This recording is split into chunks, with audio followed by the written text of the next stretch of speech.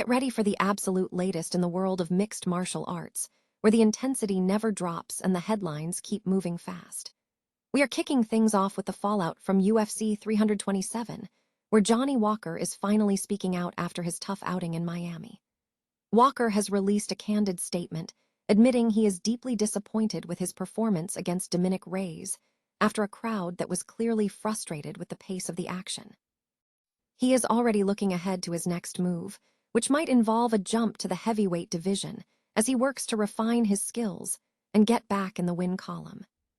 Looking for a fast-charging, ultra-responsive stylus for your iPad? Meet the 2X Fast Charge Active Stylus Pen, designed for 2018 to 2025 Apple iPads. Take your creativity and productivity to the next level. Click the link in the video description to shop now on Amazon. Next up, we are shifting our focus to the highly anticipated main event at UFC Winnipeg, as Gilbert prepares to square off against Mike Malott. The betting lines have been shifting rapidly for this welterweight showdown, and experts are questioning if recency bias is playing too big of a role in the current odds. We are breaking down the tactical clash between the seasoned grappling prowess of Burns and the tricky counter-striking game of Malott to see who truly holds the advantage as they prepare to collide inside the octagon. The championship spotlight is shining bright on UFC 328, where Sean Strickland is gearing up for his massive title opportunity against Khamzat Chimaev. Coach Eric Nicksick has officially started previewing the keys to victory for this high-stakes matchup, set for May 9. We are analyzing exactly how Strickland plans to handle the relentless pressure and unique skill set of Chimaev, as both camps ramp up their final preparations for a night that could change the landscape of the division forever. Finally, we look toward the future of the heavyweight division, where Daniel Cormier is already calling a potential clash between Josh Hokit and Gable Steveson absolute cinema. With Hokit tearing through the rankings and Steveson preparing for his massive octagon debut, the idea of two elite American wrestling talents fighting for UFC gold has everyone talking. Make sure you stay up to date on all these developing stories by hitting the like button and subscribing to the channel with notifications turned on so you never miss a beat. Have you ever seen a fight so underwhelming that the crowd started chanting, "This is boring," while the clock was still ticking? That is exactly what happened in Miami recently when Johnny Walker and Dominick Reyes stepped into the octagon at UFC 327. It was an absolute stinker of a main card bout that ended in a split decision loss for Walker, and frankly, he is the first one to admit it was a disaster. Walker finally broke his silence on Instagram, and he wasn't sugarcoating it. He looked his fans in the eye and said, "I'm very disappointed." And honestly, he should be. Both fighters seemed paralyzed by the fear of taking a risk, resulting in a defensive stalemate that left everyone watching feeling like they'd just wasted 15 minutes of their lives. It is a brutal reality of the sport. Sometimes, even when you have the best preparation of your life, things just don't click. You get in there, the rhythm isn't there, and you end up second-guessing every move.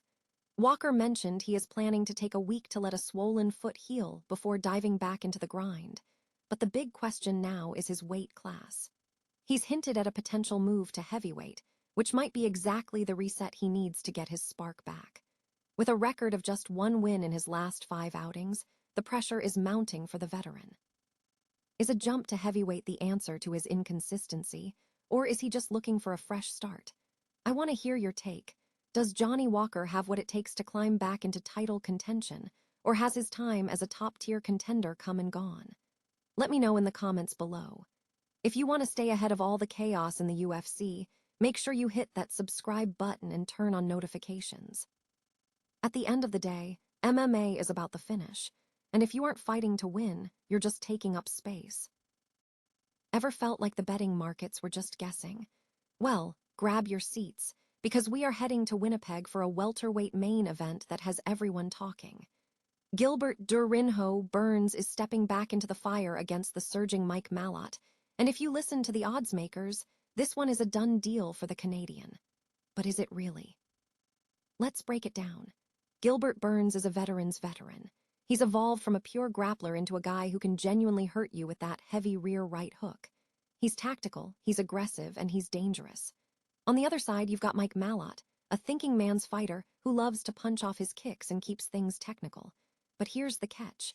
Malott has some defensive habits, like staging his offense along the cage. That could prove lethal against someone as opportunistic as Burns. Sure, Burns is riding a tough losing streak, and at nearly 40, people are starting to whisper that his best days are behind him. But watch the tape. Burns is an IBJJF world champion who has refined his wrestling to a razor's edge. If he decides to take this to the mat, he's not just looking for a win, he's looking for a finish. While Malott is a dangerous BJJ black belt in his own right, he struggled against the grind of Neil Magny. Can he handle the explosive pressure of a hungry, desperate Burns? I'm going against the grain here. I think the betting public is suffering from a massive case of recency bias. While everyone is counting Burns out, I see a levels fight waiting to happen.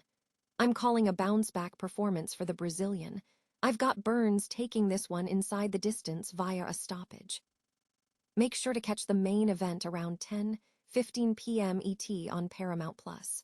Do you think Burns still has one last elite run in him, or is Malott destined to climb the rankings? Drop your pick in the comments below, and remember, in the octagon, the only thing that matters is what happens when that cage door locks. Ever wonder what it takes to dismantle a force of nature like Khamzat Chimaev? With UFC 328 on the horizon, the pressure is mounting, and all eyes are turning to the man behind the madness, Sean Strickland's head coach, Eric Nicksick. This isn't just another title fight. It's a tactical chess match between Chimaev's relentless, suffocating pressure and the gritty, defensive masterclass that Strickland has built his career on. Nicksick isn't pulling any punches when it comes to the game plan, emphasizing that the key to survival and victory lies in Strickland's ability to stay disciplined under the most intense fire in the division. The strategy is clear. Keep Chimaev guessing, force him into deep waters, and capitalize on the inevitable fatigue that comes with the Chechen fighter's frantic pace. It is a classic striker versus grappler showdown, but with the added layer of mental warfare that both men bring to the cage. Whether you are rooting for the heavy-handed underdog or the undefeated juggernaut, one thing is certain. This matchup is going to test the absolute limits of endurance and technique. What do you think? Can Strickland's technical approach finally solve the Chimaev riddle, or will the hype train roll over yet another contender? Let me know your predictions in the comments below. Hit that like button if you're ready for fight night, and don't forget to subscribe so you don't miss our deep dive analysis as we get closer to the main event. Sometimes, it's not the strongest fighter who wins, but the one who refuses to break when the world is watching. Forget everything you thought you knew about the heavyweight division, because Daniel Cormier just dropped a vision that has every fight fan salivating.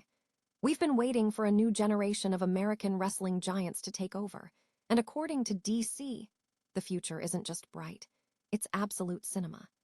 Imagine a massive, high-stakes collision between Josh Hokit and Gable Steveson for the UFC heavyweight title. It's the kind of story that keeps us glued to our screens, and it's closer than you might think.